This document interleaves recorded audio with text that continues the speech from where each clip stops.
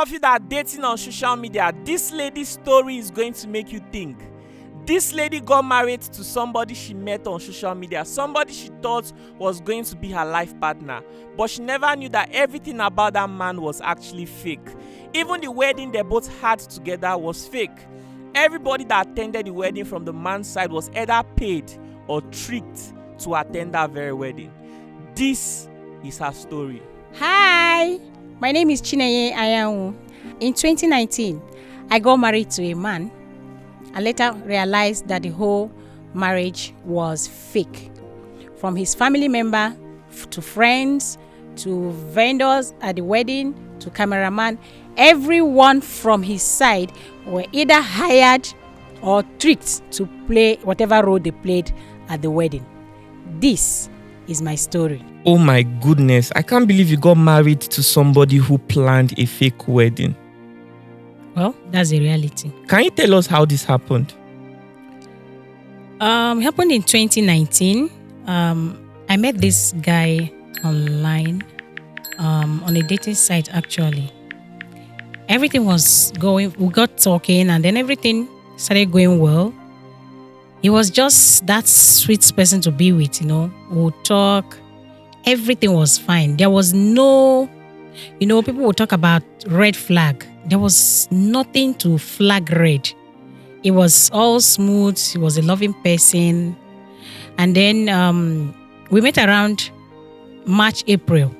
Then in July, he visited because we planned me visiting. It wasn't working because of my job, the nature of my job. So he said, okay, he will visit instead. And he visited. But then when he visited, he started talking about marriage. Of course, he's been hinting it all along. So talking about, we're getting married. He doesn't want to wait and all that. Well, I felt everything was too early. But then, why not? Marriage happened. Then, so that's how you guys started planning? Yeah, that's how marriage, planned wedding, spoke to both families. All along before he came, I was talking to his family and, they will call me sometimes, we'll talk and everything. And then we're planning to go meet them after he comes. And then he came and said, we're getting married. There's no point waiting, Wait, you mean the first time he visited was when you guys got married? Yes. Those of you interested in betting, 1xBet is the most ultimate betting platform in Nigeria for sports betting and casino betting. If you use my promo code 1xlucky24, you are going to get up to 700,000 naira bonus. You also get 150 free spins for casino betting. If you already have an account with 1xBet, don't worry. There's what they call 1x free bet. Every Tuesday, 1xBet is going to give you an opportunity to bet for free. Do you know what that means? Go right now, register. Don't forget to use my promo code and bet responsibly. The first time he visited, we got talking, then he traveled, came back, and then the wedding happened. Oh my goodness. So he came, you saw him physically, everything about him was very okay. Yes. It felt like you've known him forever. Exactly. He was understanding, he seemed perfect. What could go wrong? Then you reached out to your family and friends, you told them about the announcement. Exactly. Everybody was happy for you. Mm-hmm. Okay, so talk about the planning of the wedding. Well, marriage plan started. I had already told him even before he came. Like I said, he's been hinting marriage. But I told him I like my private life private. So, and I have never liked a big kind of wedding. So I told him I don't want white wedding. I just want a court, the traditional and a court wedding. If the both of you planned the wedding together, how was it possible that the people who came were fake? The photographer, the videographer, the food vendors, and every other person. Okay. I was working. Okay, yes, so he was taking care of those things. He was taking care of those things because my job don't give me time for certain things. Okay. And I had told him that to plan the wedding, I needed to get a leave. And leave, you don't just apply for leave and then you go. You have to wait for approval. So I was waiting for approval. And while I was waiting for approval, so he will kind of suggest, okay, let me do this while we wait for this. So he kept the court's going to the court for the wedding announcement, he did the whole thing. So when he came back and told me, usually it's supposed to be 21 days, but he came back and told me that the courts gave 7 days. So I was wondering, I asked him why. Why would they reduce it? Stories. And then I spoke with the registrar, and the registrar told me, yes, that sometimes, they beat down the days considering some reasons, which if they are valid, that's okay, fine. In all this, you were really excited. Of course, I was getting married. I understand. Of course, I was getting married. But something happened on the wedding day. All of a sudden, I had this, I don't know, something, you were excited about something. Yeah. And then all of a sudden, you seem to lose interest in the whole thing. You just felt like feeling. There's something, very weird. Wrong, like something is not right about this whole thing. But then, it became unnecessarily aggressive. I didn't use my makeup artist for my wedding. I did the wedding I did the makeup myself. Why? Everything they did, I cleaned it up. I decided to just make if you see the wedding photos, it was just me doing my makeup. Why did you do that? I don't know. I wasn't just happy about so many things. You're paranoid. But I do know exactly why I was not comfortable. Yeah. Okay. So after you guys got married, what happened? Okay. I started asking some questions based on what I noticed. For example, what did you notice? For example, at the registry, while they were handing over the certificates, I noticed a disparity from what he told me. He is from Ilaje in Ondo State, like he told me. But when they were handing the certificate, I saw a place where he filled Okitipupa. Wow. Now, I checked after we stepped out from the registry. I quickly checked, and these are two different local governments. So when we got home, I confronted him with it. So he gave an explanation that, about migration, people from the Ilaje being riverine area migrated to Okitipupa and all that. So, well, I let it go because maybe he sounded convincing. So I let it fly and we moved on. Then another red flag showed up. Remember, I told you before the wedding, these things were not there. There were no reasons to doubt anything. But after the wedding, your eyes opened. Yes. You started seeing things, gaps. I started seeing gaps and things that were not adding up. Adding up, yeah. One of it, what were some of those things? Again was, he had collected money from some people, family, friends. Some I wasn't even around. And then he discussed with them that he could help them process visa and all that. And then one day he woke up and he told me to tell those people that they're having visa appearance. So I reached out to a few of them if they got any message maybe from the embassy. And they said no. And I asked him, how could these people be traveling to Abuja for visa appearance without any official invitation? So I asked questions and then he flared up like, why am I beginning to ask too many questions? Sorry to interrupt you. So the job he does is that he help people with visa processing. And during the period you guys were together, you were part of it. So because you knew about it to a certain extent, he told you, oh, please help me reach out to these people. Let them know that their visa stuff is ready. Exactly. And you were like, you are not supposed to do it with your mouth. The people are supposed to send an official message. Invitation. So when to you these people asked and made inquiries about it, he flared up. Yeah. Okay. He flared up. Why are you asking? This is a special. If I say, he used the word that is a special arrangement. Okay. And I'm like, no matter how special this is, there has to be an official arrangement. So if these people get there, what are they going to say? What would they say they are here for?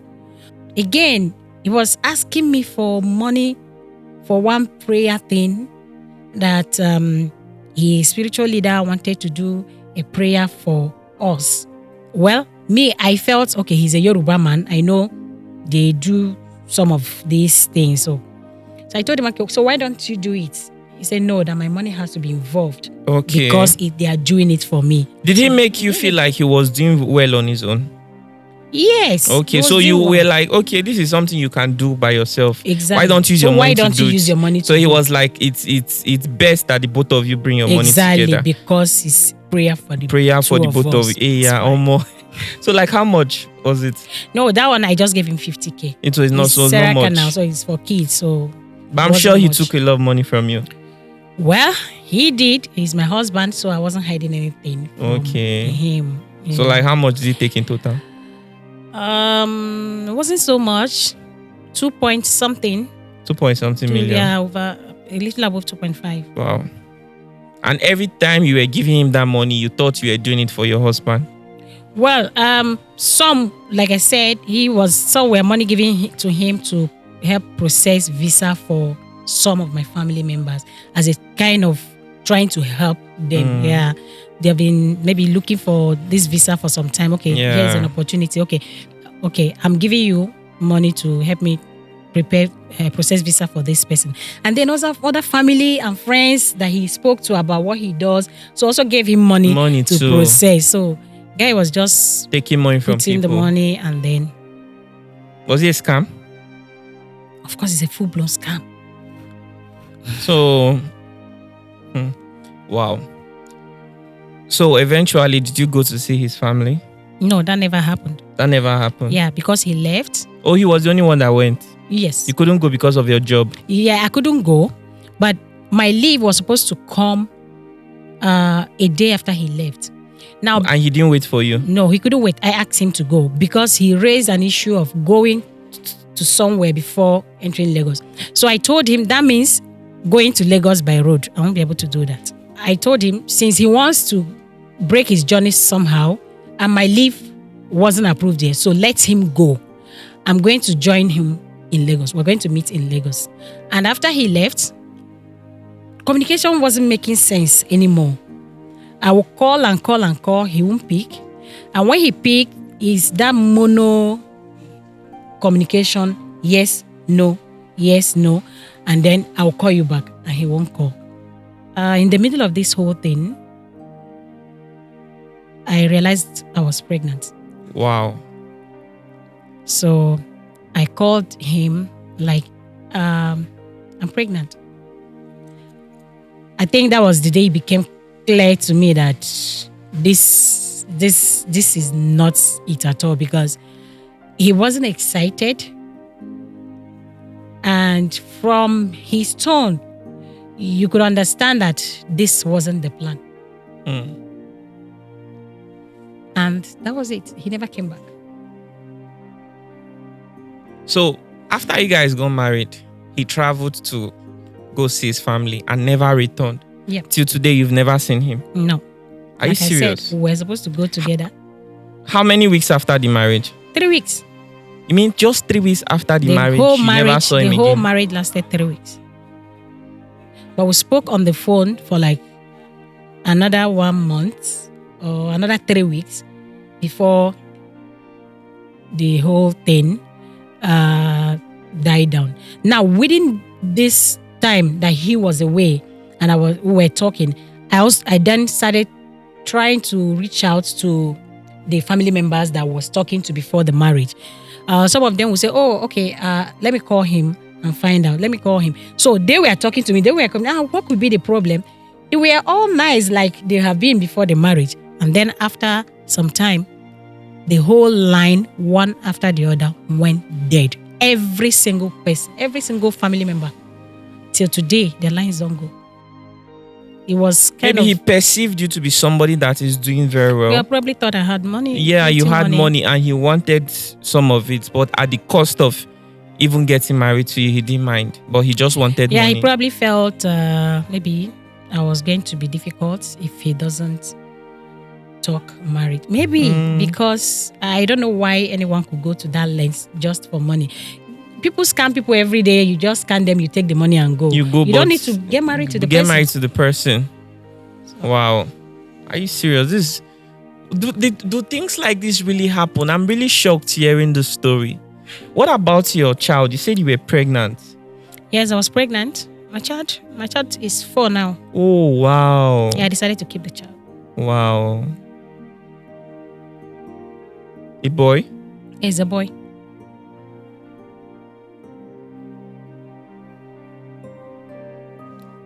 What was it? Are Wow. you surprised? Yeah, just the whole thing. I mean, you can't tell what is real and what is not anymore. Do you understand me? Actually, that's true. A story like this will want you want to make you, look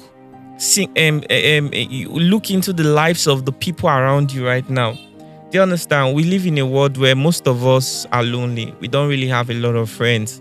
And when somebody nice comes our way, we want to give that person our whole heart and give them that benefit of doubt. But we can't really tell what is in their hearts. We can't tell what their intention is. Only God sees that. So right now, you're making me think deeply about some of the people around me. And I'm sure those people, the people watching this video right now, will also want to do the same for themselves. I think it's important everyone does. It is important people do that. It's important. Thank you for sharing this very brave story. So ever since, how has life been for you? Honestly, it's not been easy because The trauma. First, you will live in denial, like it didn't happen. Maybe it's a dream. Especially to you, the questions, why me? Why go to that length? And then the fear of even saying what happened. You can't talk. You can't say it to anybody. How do you explain it? What do you tell people? That you met a man and got married, and then what? So at some point, you felt, okay, talk about it. You cut everybody off because you don't want them to come close to know what happened. Yeah, I can understand. Months later, I lost my job. And wow, that was when it set in. Initially, I didn't feel it so much. I was still working. Life was okay. Could afford the things I was affording before. For the past 4 years, this is me coming out to talk to people. I don't. So it was depressing. It was traumatizing. But I'm glad you survived it. You're a symbol of what every strong lady out there should look like. The fact that you did not reject the child and somehow you survived, you were able to take care of yourself, take care of the child. And look at you today. I'm very sure that things are doing very well for you at the moment. No. Are you serious? Yes. What do you mean by no? Why did you laugh? Why did you say you're serious? No, things are going well. To well. be honest, by looking at you, we had some time before the shoot. No. I could barely see if there's anything wrong. Well, you won't see it, and that is why I suffered so much. A lot of people don't see. People still see you, and they expect. People still send you bills to pay because they think, oh, it's still the you of that they know. People will still, please send me this, please do that. So no, things are not okay because I still haven't gotten a job right now, but I think I didn't handle it well. So for the past 4 years, it's just Thursday last week that I stepped out of my cage, I could call it, or the cocoon that I've put myself in to start to tell myself, you know what, I want to restart my life. Are you ever considering getting married again? Love, yes. Relationship, yes. Marriage, I am not sure. Yeah, I would love 100 times, but I don't think I want to marry. I don't think. Maybe for some reasons. I've lost 4 years of my life, 4 years of my career, everything. So I just need some time to build back before I will say, okay, I want to go into anything with anybody. Yeah, wow. Yeah. I don't even know what to say right now. I'm sure some of you watching this video would use the lessons learned here to adjust your life, your preference, and broaden your horizon. Things like this is something that can literally happen to almost anyone. We never can tell. Most of us right now, we're about getting ourselves into trouble that we don't even know about. The trouble doesn't even look like trouble. It looks like a blessing. It looks like a prayer being answered. But It's only when you go into the reality of that prayer that you think God has answered that you realize that this is a very big problem. I'm so sorry about all you've been through, and I'm glad that you are bold enough to share the story. Thank you. And it's really interesting. I don't know how I can help you in any possible way. The job part, I really don't know. What's your competence? Okay. I work in programs. I'm a humanitarian. I work as a development aid worker. That's NGO work. That's what I do. Oh, okay. Yeah. So I work in do the public health. Oh, okay, public health. That's what I do. Okay. All right. So I don't know, in case anybody wants to assist of any kind. It's fine. I think you've started the first step. What you've started is part of, like I said, I'm a humanitarian, I'm a development aid worker. So you've just helped me do one part of my job, which is sensitization. People should know things like this happen. Sometimes when I wrote about it, people thought it was, some people say it's fiction. But I'm telling you now, listening, that it's not fiction. It's real. It happened. And as much as I've blamed myself, beat myself so hard and cried a lot, I also thank God that I came out alive. I am sure there are a lot of victims out there. Trust me, you could do better. You can talk to someone. I handled it wrongly myself for 4 years too. I didn't talk to anybody. I didn't talk to anybody. Until a counselor told me I need to talk. I need to talk about it. You need to let it go. Yeah. The moment you talk about it and you still get hurt, then you have not healed.